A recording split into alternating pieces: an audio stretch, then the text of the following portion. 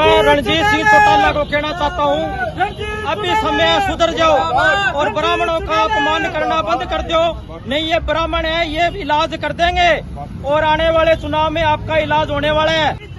मुर्दाबाद मुर्दाबाद। जैसा कि आज पूर्व कैबिनेट मंत्री रणजीत सिंह चौटाला जी ने ब्राह्मण समाज के लिए बड़ी बेतुकी बात कही, जिससे पूरे ब्राह्मण समाज में रोष है।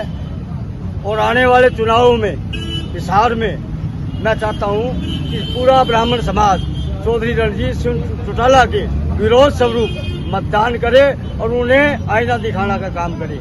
इससे पहले मनोहर लाल खट्टर ने भी हमारे एक ब्राह्मण नेता को खड़े रथ से बेइज्जती करके नीचे उतारा था। जैसा कि बीजेपी के जो भी लीडर हैं, ब्राह्मण समाज की किसी भी तरह से वो इज्जत नहीं करते। ब्राह्मण समाज ने हमेशा सभी क्षत्रिय बिरादरियों को आशीर्वाद स्वरूप एक दिशा दी है कि अच्छे कर्म करे, अच्छी नीति बनाए, अच्छे लोगों की भलाई के लिए काम करे, चाहे वो किसी भी राजनीतिक पार्टी में हो। लेकिन इन्होंने विशेष तौर से कल तो वो बीजेपी में शामिल हुए हैं, आज उनको टिकट मिल गया। टिकट मिलने के बाद जो समाज पूरे देश को, भारत देश को एक दिशा दिखाता है, उसको बड़ी गलत तरीके से उसने समाज को पेश किया है। हम घोर निंदा करते हैं। आगे आने वाले चुनाव में चौधरी रणजीत सिंह चौटाला का घोर विरोध करेंगे और उनके खिलाफ हम पूरा समाज एकजुट होकर हिसार इलेक्शन के अंदर उनके खिलाफ उतरेगा।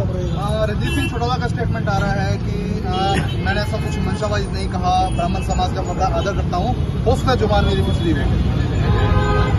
जैसा कि मेरे सुनने में चौधरी रणजीत सिंह चौटाला जी की मिसिज चौधरी रणजीत सिंह जी चौटाला खुद सुबह घर से निकलते हैं तो आधे जैसे औरतें चूड़ियां पहनती हैं, उस तरह उनके हाथ पे कलावा बंधा होता है। वो हर ब्राह्मण से आशीर्वाद लेते हैं, तिलक करवाते हैं। लेकिन आज उनका मेन इलेक्शन है, लोकसभा का इलेक्शन है। मोदी जी 400 पार कह रहे हैं, उसका वो एक पार्ट है।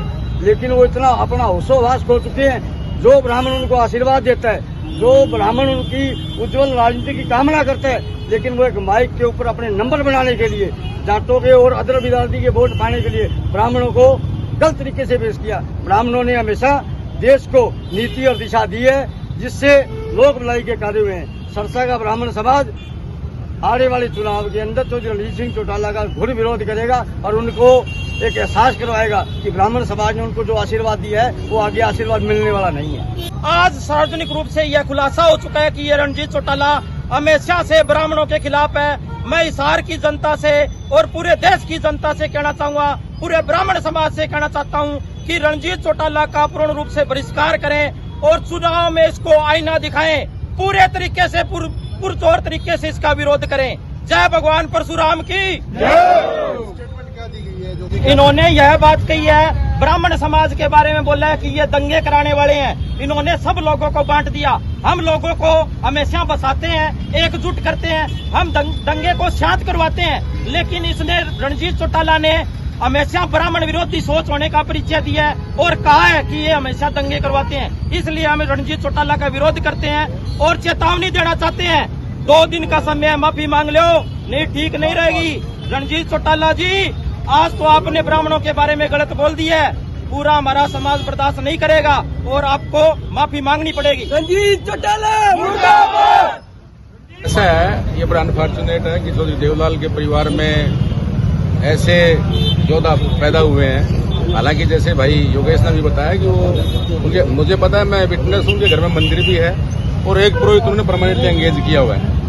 लेकिन पता नहीं, कहते हैं विनाश काले विपरीत बुद्धि, वो किस परिपाटी को आगे बढ़ा रहे हैं। क्योंकि कई वर्ष पहले इसी पार्टी के पूर्व सीएम ने एक ब्राह्मण नेता को कहा था किसी पर से इस तरह गला काट दूंगा और उन्होंने आज तक माफी नहीं मांगी। तो उसके चौधरी रणजीत सिंह को भी ये कहीं मुगालता हो।